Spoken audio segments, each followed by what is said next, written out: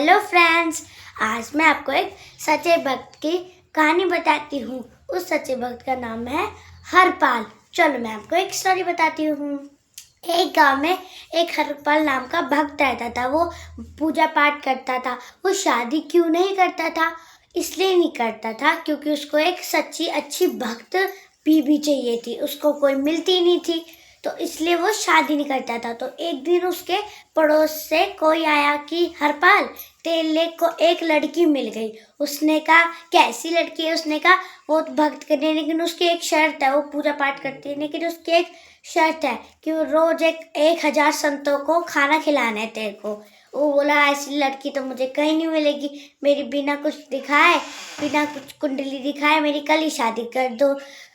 हरपाल की शादी हो गई कल। फिर हरपाल की पत्नी बोली तुम्हें पता है ना कि मेरी क्या शर्त है? उसने कहा हाँ मुझे पता है तुम्हारी मेरी क्या शर्त है। वो रोज 1,000 संतों को भोजन कराता, खाना खिलाता। वो इतना अमीर नहीं था, लेकिन उसके परदादा दादा का जो बिजनेस काम करते थे, उसका सोना पैसा चांदी वो उससे वो 1,000 संतों को खाना खिलाता था हरपाल। धीरे धीरे वो सब खत्म होने लग गया। तो हरपाल बोला अब मैं 1,000 संतों को कैसे खाना खिलाऊंगा? ये तो मेरी बीबी ने मुझे कहा था, ये तो शर्त है। तो वो क्या करता, दूसरों की जो रसोई होती थी वहां से सारा राशन ले आता था, लेकिन वो अपने पर यूज नहीं करता था। वो तो कभी मियाँ हरपाल और उसकी बीबी तो भूखे ही सो जाते थे। वो 1,000 संतों के भोजन के लिए उनको यूज करता था। फिर धीरे धीरे सब लोगों ने चौकीदार खड़े कर लिए अपनी रसोइयों में। वो जा नहीं पाता था, तो बड़े बड़े सेठ होते हैं ना अमीर, जो दान पुण्य नहीं करते, उनके घर जाता था और सोना चांदी घेवर जो भी था वो उठा के ले आता था। बेच के पैसे लेता था और सामान लाता था।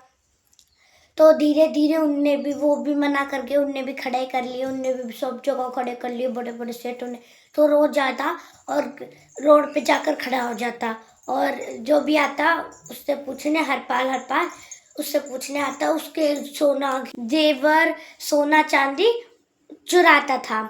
तो फिर उनने भी बड़े बड़े सेठों ने बहुत सारे चौकीदार सब कुछ खड़े कर लिए। तो वो जा नहीं पाता था, तो रोज वो रोड पे जाता था और खड़ा हो जाता था और सबके सोना चांदी उठा के ले आता था और बेच के संतों के खाना को उनके खाने पे यूज करता था। तो धीरे कोई नहीं आता था। फिर कृष्णा जी ने अपने भक्त को देख लिया। तो कृष्णा जी बोले मैं तो अपने भक्त से मिलने जा रहा हूँ। तो कृष्णा जी ऐसे तो जा नहीं सकते थे, नहीं तो हरपाल पहचान लेता। तो कृष्णा जी सेठ बन गए, मोटा पेट कर लिया, खड़ाऊ पहन लिए, सोना चांदी सब कुछ धोती सब कुछ पहन लिया, सुंदर होकर जा रहे थे। रुक्मणी जी बोली स्वामी आप कहाँ जा रहे हैं? कृष्णा जी बोले मैं तो अपने भक्त से मिलने जा रहा हूँ। रुक्मणी जी बोली मैं भी जाऊंगी। फिर कृष्णा जी बोले तुम कैसे जाओगे? हरपाल तो तुम्हें पहचान लेगा। फिर रुक्मणी जी बोली स्वामी आप सेठ बने हो, मैं शैतान बन जाऊंगी। फिर रुक्मणी जी ने साड़ी पहनी, जूती पहनी, सोना चांदी सब कुछ पहन लिए। फिर वो नीचे आके चले गए। तो हरपाल सामने था, कृष्णा जी और रुक्मणी जी पीछे थी। तो उनने कहा कि वो कृष्णा जी तो जानते थे, लेकिन उनकी परीक्षा ले रहे थे। फिर वो हरपाल बोलता है राधे राधे सेठ जी, राधे राधे सेठानी जी। फिर कृष्णा जी को तो पता था। कृष्णा जी जानबूझ के बोलते हैं क्या सुबह सुबह भगवान का नाम ले रहे हो? पैसों का नाम लो। मैंने सुना है कि इस गांव में हरपाल नाम का चोर रहता है, उससे हमें डर लगता है। ने हमें शहर जाना है, क्या तुम्हें पता है कोई आसान रास्ता है शहर का? फिर हरपाल बोला हाँ, वो जंगलों में से सीधा शहर पहुंचाएगा। फिर वो बोले हमें ले चलो। कृष्णा जी बोले हमें ले चलो। फिर हरपाल बोला मैं तो यहाँ कुछ अपने हमारे घर में कोई संत आए हैं, उनके लिए खाने के लिए सामान ला रहा था, तो मेरे पास तो पैसे नहीं है। तो कृष्णा जी ने अपनी एक अंगूठी उतार के उसको दे दी। वो हरपाल गया सामान लेके रसोई का और अपनी पत्नी को दे दिया और बोल दिया जब तक मैं आऊँ ना, जब तक तुम खाना बना के संतों को बांटना, और संते कहे ना कि हरपाल गए कह देना कि 10 साल की तुम्हारी भोजन की कर व्यवस्था करने गया है। वो बोली, हरपाल की बीवी बोली ठीक है। वो गए गए गए रास्ते में गए तो बीच जंगल आ गए सारे। तो हरपाल ने एक डंडा खड़ा कर दिया, अपनी जो पगड़ी होती है ना वो बिछा दी। उसने कहा ए सेठानी, इसमें सोना चांदी डाल, अपने सब कुछ डाल। और सेठ तू भी डाल। सब कुछ डाल दिया और बची एक अंगूठी कृष्णा जी के हाथ में। कृष्णा जी बोले, उनको तो पता था, कृष्णा जी बोले ये तो मेरी बचपन की अंगूठी है, ये तो मेरे से निकलती भी नहीं है, मेरे से ही नहीं निकलती। हरपाल ने जोर निकाला, नहीं निकली। तो हरपाल ने वो बोला अब मैं तुम्हारी उंगली काटूंगा। जैसे ही वो उंगली काटने लगे, कृष्णा जी ने और रुक्मणी जी ने अपना रूप ले लिया।